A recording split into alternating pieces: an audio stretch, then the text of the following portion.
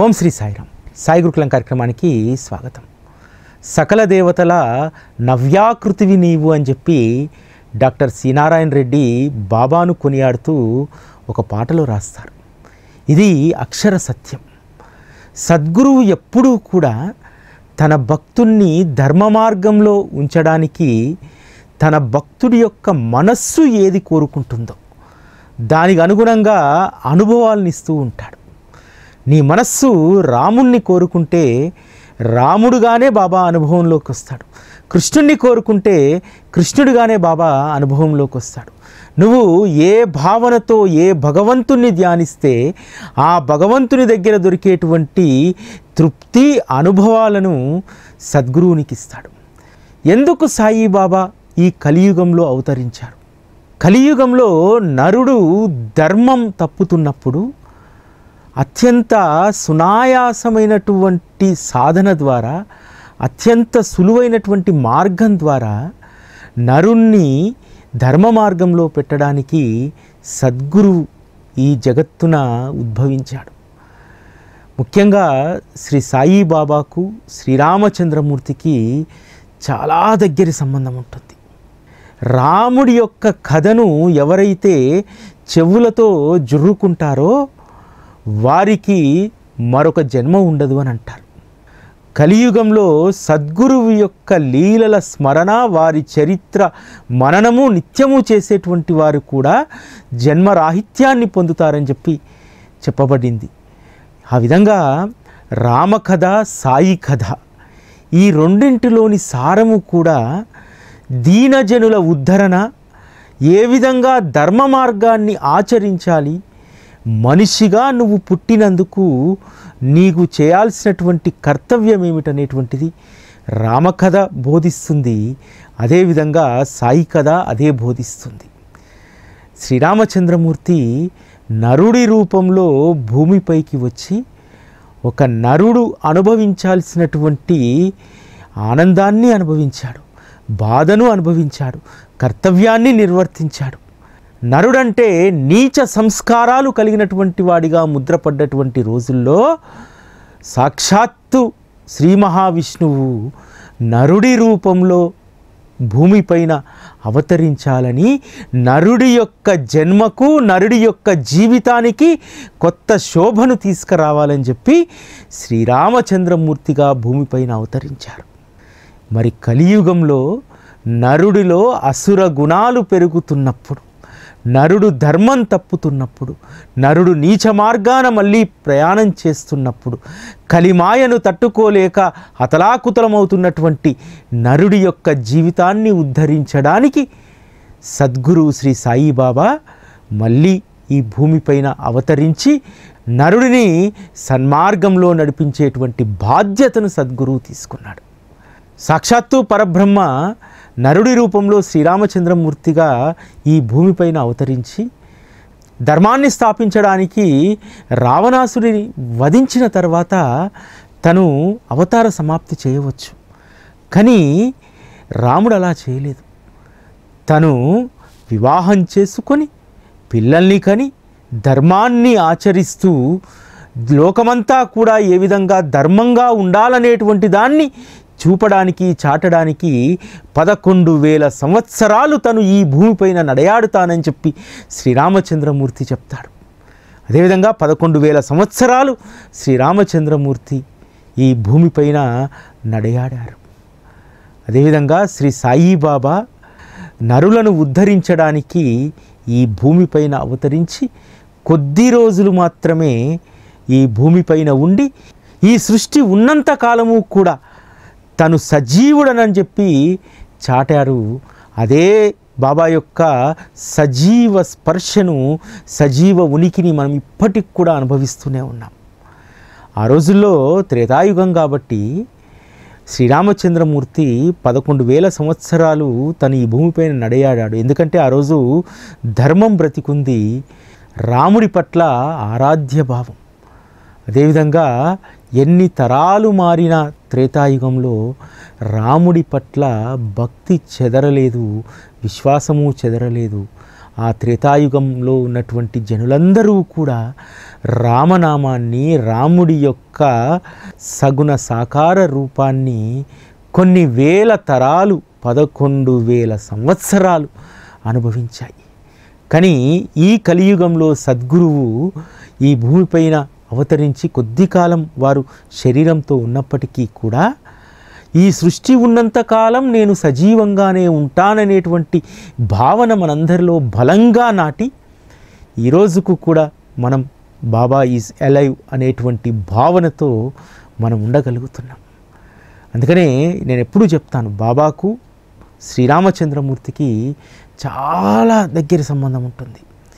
శ్రీరాముడి యొక్క ప్రస్థానంలో 2 ప్రధానమైనటువంటి అంశాలు ఉంటాయి. ఒకటి రామనామం, రెండవది రామకథ. సద్గురు శ్రీ సాయిబాబా ప్రస్థానంలో కూడా ఈ 2 కీలకం.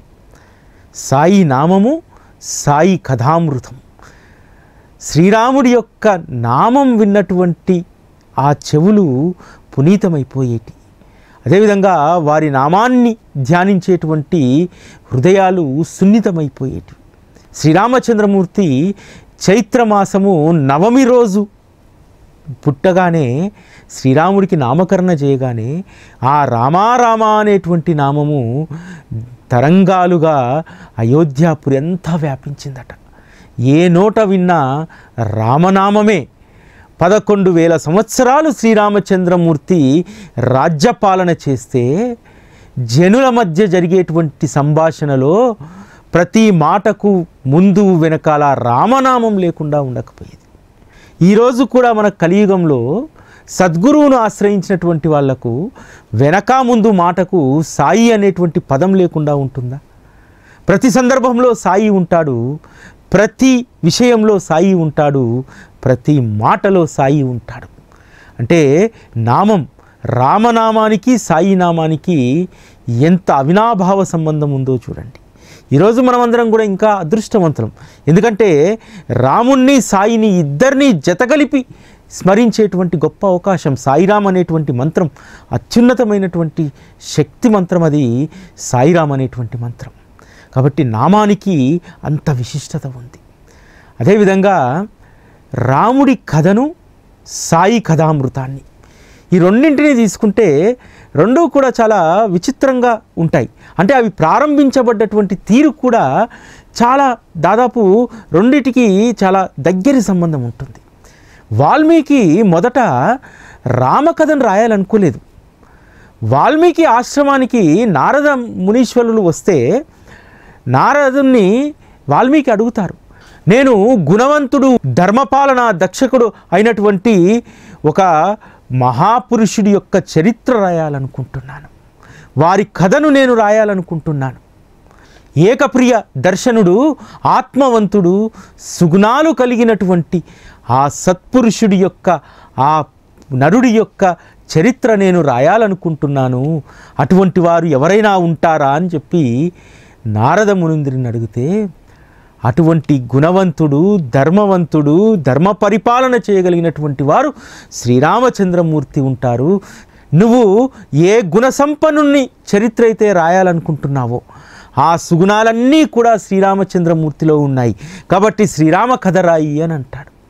ఆ తర్వాత రామదర్శన భాగ్యము కలిగి ఈ విశ్వంలో శాశ్వతంగా నిలిచిపోయేటువంటి రామకథను వాల్మీకి రాస్తాడు. అదేవిధంగా అష్టాదశ పురాణ వ్యాసకర్త అయినటువంటి వ్యాస మహర్షి, వారు ఆధ్యాత్మ రామాయణాన్ని చాలా అద్భుతంగా రాస్తారు.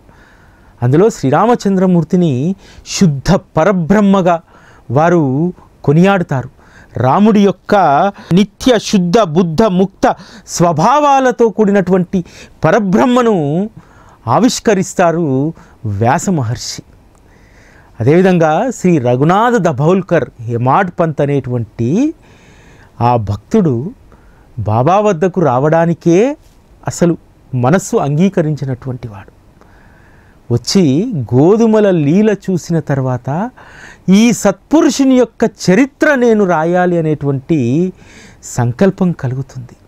ఏ విధంగా అయితే వాల్మీకి సుగుణాలు ఉన్నటువంటి గుణవంతుడైనటువంటి మూర్తి చరిత్ర రాయాలని చెప్పి తను అనుకున్నప్పుడు శ్రీరామచంద్రమూర్తి యొక్క చరిత్ర రాయమని చెప్పి నారద మహర్షి సూచించినట్టు హేమాడ్ పంతు మనస్సు తహతహలాడిపోతుంది.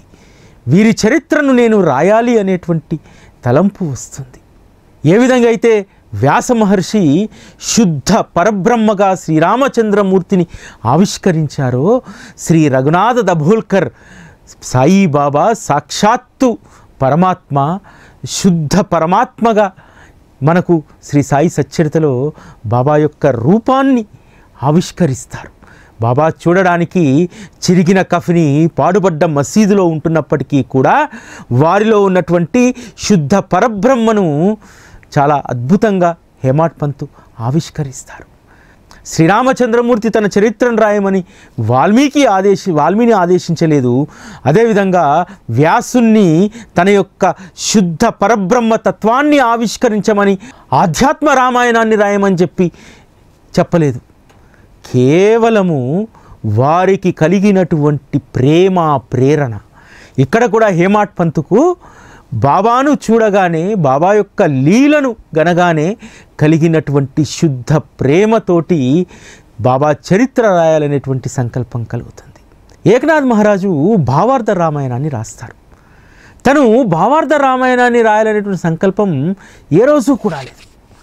కానీ ఒకరోజు స్వప్నంలో తనకు ప్రాణ సమానమైనటువంటి పాండురంగ విఠలుడు దర్శనమిస్తాడు.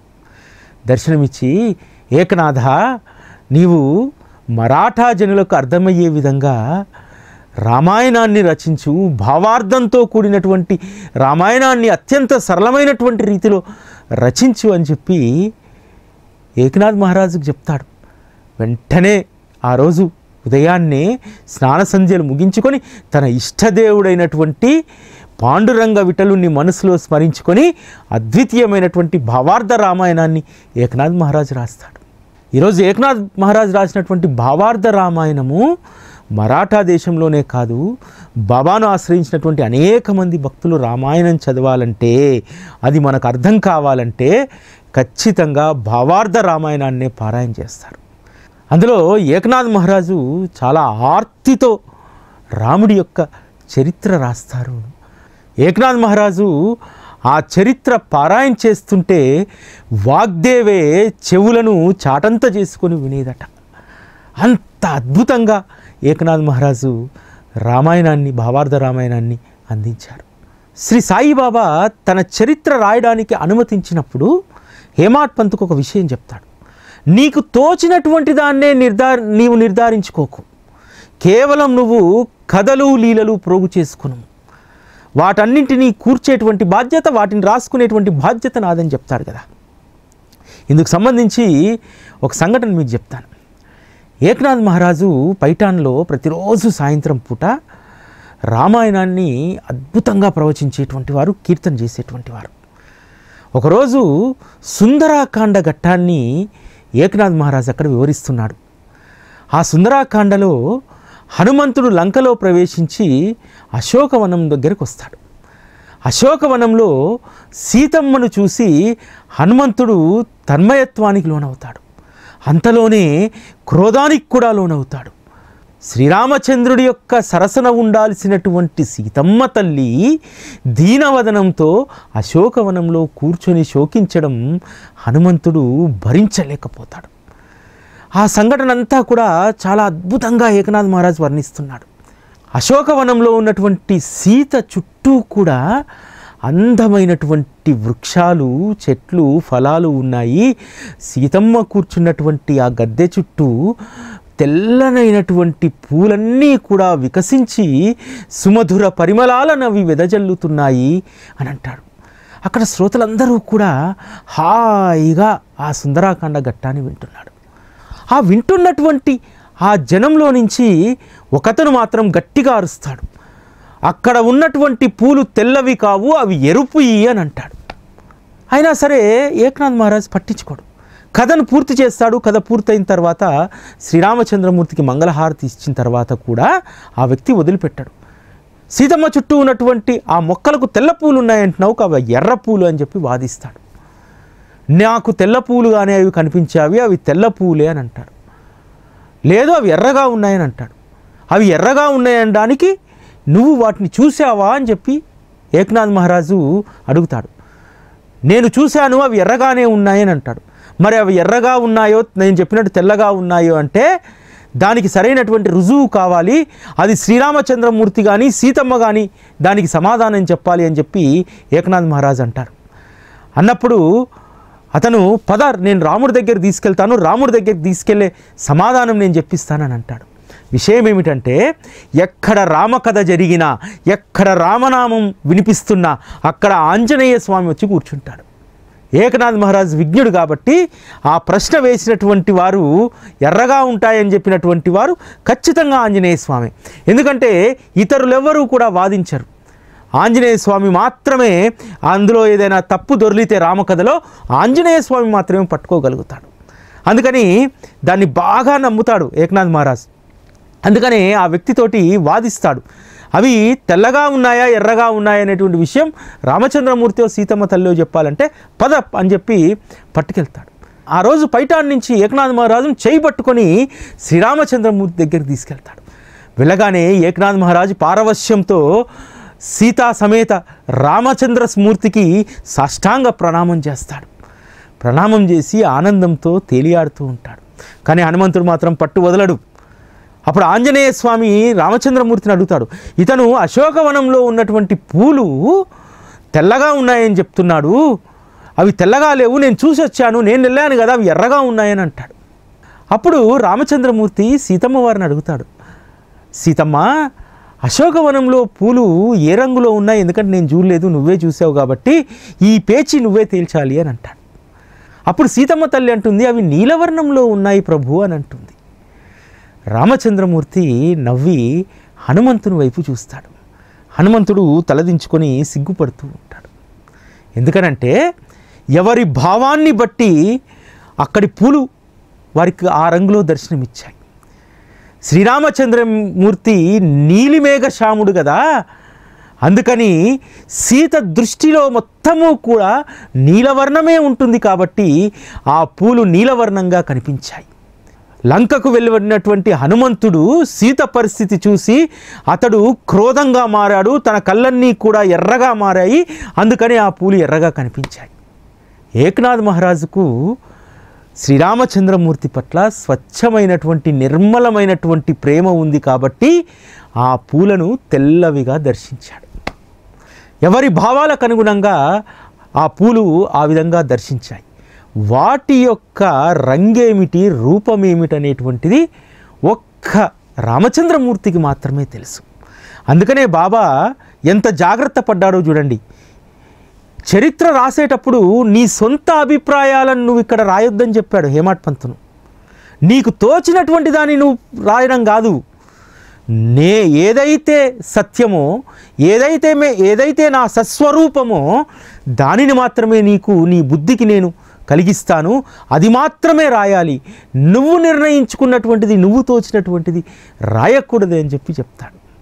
రామాయణాన్ని రాసినటువంటి వాల్మీకి కూడా శ్రీరామచంద్రమూర్తి తన గుణగణాలేంటివనేటువంటివి, తన యొక్క అవతారం యొక్క లక్ష్యం ఏమిటి, ఈ భూమిపైకి వచ్చిన తర్వాత తన అవతార పరిణామాలు ఏ విధంగా ఉంటాయనేటువంటిది వాల్మీకి కళ్ళ ముందు కదిలాడేలాగా ఆయన చూపెట్టారు. కాబట్టి అంత అద్భుతంగా వాల్మీకి కథ రాయగలిగాడు. అదేవిధంగా శ్రీ సాయిబాబా తన యొక్క అంతరంగాన్ని హేమాడ్ పంతు మనస్సులో నింపి ఆ మనస్సులో ఇతరత్రా తన సొంత ఆలోచనలకు స్థానం లేకుండా అద్వితీయమైనటువంటి సాయి కథామృతాన్ని రాయించుకున్నారు. అందుకనే రామ కథ ఎంత మధురమో సాయి కథ కూడా అంతే మధురంగా ఉంటుంది. శ్రీరామచంద్రమూర్తి యొక్క చరితాన్ని రాసినటువంటి వాల్మీకి మొదలుకొని వ్యాస మహర్షి, అదేవిధంగా ఏకనాథ్ మహారాజు, తులసిదాస్, వీళ్ళందరికీ కూడా ఎవరికీ కూడా లేనటువంటిది ఏమిటంటే అహంకారం. ఎవరికైతే అహంకారం ఉంటుందో, తులసిదాసు తన అద్వితీయమైనటువంటి కవితా శక్తితోటి ప్రహ్లాద ఘట్టాన్ని రాస్తూ ఉన్నాడు. ప్రహ్లాద ఘట్టము రాస్తుండగా రాత్రి రాసినటువంటివి తెల్లారేసరికి మాయమైపోయేది. తనకేమీ అర్థం కాకపోయేది, ఎందుకు ఇవి మాయమైపోతున్నాయని చెప్పి. ఒకరోజు రాత్రి పరమశివుడు పార్వతీ సమేతంగా దర్శనమిచ్చి, నువ్వు ఇంత కఠినమైనటువంటి నీ కవితాశక్తితో రాయాల్సినటువంటి అవసరం లేదు, నువ్వు అద్వితీయమైనటువంటి రామకావ్యాన్ని రాయాలి, నువ్వు అయోధ్యకు వెళ్ళి అక్కడ సులువైనటువంటి భాషలో, నువ్వు అందరికీ అర్థమయ్యేటువంటి భాషలో కావ్యాన్ని రాయి అని చెప్పాడు. అప్పుడు తులసీదాసు కాశీ నుండి బయలుదేరి అయోధ్యకు వెళ్ళి అద్వితీయమైనటువంటి రామకావ్యాన్ని వారు రాస్తారు. హేమాడ్ పంతుకు కూడా బాబా అదే చెప్తారు, నీవు సొంత తెలివితేటలు అక్కడ ఉపయోగించకూడదు, పాండిత్యంతో పని లేదు, అత్యంత సులువైనటువంటి భాషలో అత్యంత సులువైనటువంటి ధర్మాచరణ మార్గాలను నేను సూచిస్తాను అని అన్నాడు. అదేవిధంగా సచ్చరిత ఈరోజు మన చేతిలో ఉంది. అంతేకాదు బాబా ఇంకొక మాట చెప్తాడు. ఆ మాట ఏమిటంటే, నీ అహంకారాన్ని తీసి నా పాదాల వద్ద పెట్టు. అహంకారం అనేటువంటిది నిన్ను ధ్వంసం చేస్తుంది, నీ మనసు విధ్వంసమవుతుంది. అహంకారం అనేటువంటిది ఈ భగవంతుడి చరిత్ర రాయడానికి అడ్డు అనేటువంటి విషయాన్ని చెప్పాడు. భగవంతుని సేవలో ఎప్పుడూ కూడా అహంకారం అనేటువంటిది ఉండకూడదనేటువంటి సచ్చరిత ఎప్పుడు మనకు బోధిస్తుంది. రామకథలో కూడా అదే మనకు స్పష్టమవుతుంది. శ్రీరామచంద్రమూర్తి వానర సైన్యంతో సముద్రం వద్దకు చేరుకుంటాడు. ఆ సముద్రాన్ని దాటాలి. శ్రీరామచంద్రమూర్తి సాక్షాత్తు పరబ్రహ్మ కదా, దాటేయచ్చు. కానీ శ్రీరామచంద్రమూర్తి యొక్క ప్రస్థానంలో చాలా ప్రాక్టికాలిటీస్ ఉంటాయి. ఏది కూడా ప్రాక్టికల్కు విరుద్ధంగా జరగదు. ఎక్కడా కూడా శ్రీరామచంద్రమూర్తి ఆయాచితంగా తన శక్తులను అస్సలు వినియోగించాడు. సేమ్ బాబా చరిత్రలో కూడా, బాబా ప్రస్థానంలో కూడా ఎక్కడా కూడా బాబా ఇన్ప్రాక్టికల్గా ఏది కూడా చేయడు. అటువంటి సందర్భంలో మరి దాన్ని దాటాలంటే ఒక వారధి కట్టాలి. ఈరోజు మనం బ్రిడ్జిలు కట్టుకుంటున్నాం కదా, నదులపైన, సముద్రాలపైన. అట్లా ఒక వారధి నిర్మించాలి. సముద్రంలో వారధి నిర్మించడం అంటే మామూలు విషయం కాదు. అందరూ దీని గురించి ఆలోచిస్తుండగా నలుడు ఒక రాయిని తీసి సముద్రంలోకి విసురుతాడు. విసిరినప్పుడు ఆ రాయి మునగకుండా తేలుతూ ఉంటుంది. దీన్ని గమనించినటువంటి శ్రీరామచంద్రమూర్తికి సాగరుడు ప్రత్యక్షమై చెప్తాడు, నలుడికి ఒక వరం ఉంది, తను ఏ దాన్ని నీటిలో వేసినా, రాయిని నీటిలో వేసినా సరే అది తేలుతుంది అని చెప్తాడు. అప్పుడు నలుడిని పిలిచి శ్రీరామచంద్రమూర్తి చెప్తాడు, ఇక నీ శక్తి సామర్థ్యాలను వినియోగించు, వారధి తయారవుతుంది అని అంటాడు. నలుడు ఎంతో ఉత్సాహంతో వారధి మొత్తం నిర్మిస్తాడు. సముద్రం ఈవల వైపుల నుంచి ఆవల వైపు వరకు. తెల్లవారుజామున ఆ వారధి నిర్మించడం పూర్తవుతుంది. నలుడు ఒడ్డుకు వచ్చి చూస్తాడు, ఆహా, నేను వారధిని నిర్మించాను, ఈరోజు నేను నిర్మించినటువంటి వారధిపై నుంచి శ్రీరామచంద్రమూర్తి నడుస్తాడు, నా శక్తి సామర్థ్యాలతోటే శ్రీరామచంద్రమూర్తి లంకకు పోబోతున్నాడు, సీతమ్మను తీసుకురాబోతున్నాడు అని చెప్పి అనుకుంటాడు. ఇంకా సూర్యోదయానికి సమయం ఉంది కదా అని చెప్పి నలుడు వచ్చి నిద్రిస్తాడు. తెల్లవారి అందరూ లేచి చూసేసరికి వారధి కనుమరుగైపోతుంది. నలుడు, మిగతా వానర సైన్యము అందరూ కూడా ఆశ్చర్యపోతాడు. అప్పుడు శ్రీరామచంద్రమూర్తి శరభుణ్ణి పిలిచి సముద్రంలో ఉన్నటువంటి ఒక పెద్ద ముసలిని బయటికి తీసుకురా అంటాడు. శరభుడు వెళ్ళి ఆ ముసలిని పట్టుకొస్తాడు. ఆ ముసలిని తీసుకొని శరభుడు వస్తాడు. వచ్చి శ్రీరామచంద్రమూర్తి ముందు నిలబడి అంటాడు శరభుడు, ఆ తిమింగలంతో పాటు పిల్ల తిమింగలాలు కూడా వస్తాయి తల్లి వెంట.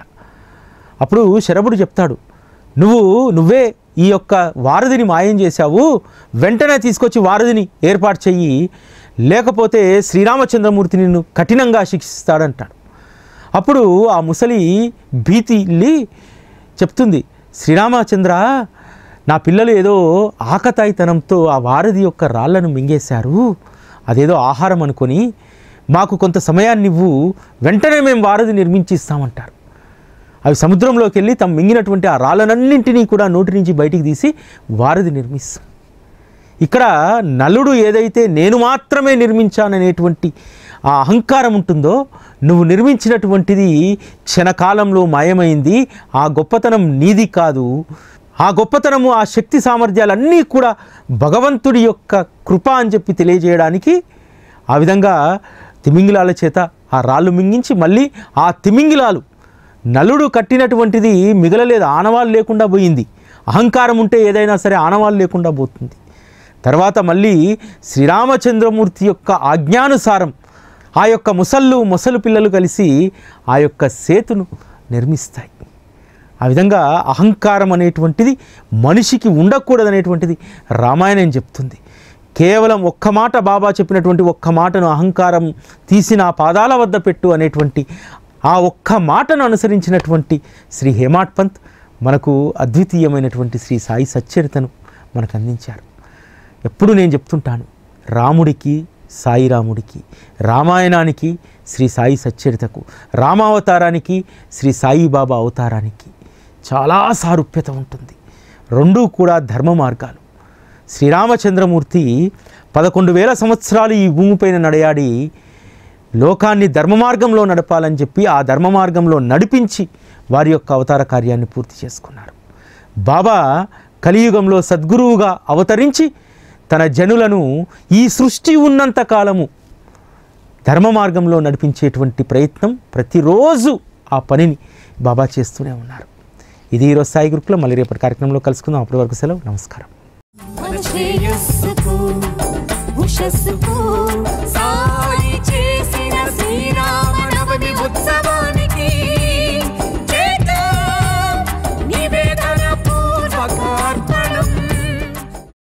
ఓం శ్రీ సాయిరామ్.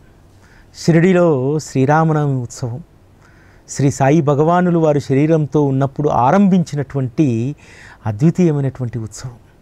ఆ రోజుల్లోనే శ్రీరామనవమి ఉత్సవానికి 50,000 నుంచి 70,000 మంది భక్తజనం వచ్చేటువంటి వారట. శ్రీ సాయి సచ్చరితలో ఇదే విషయాన్ని హేమాడ్ పంత్ ప్రస్తావిస్తారు.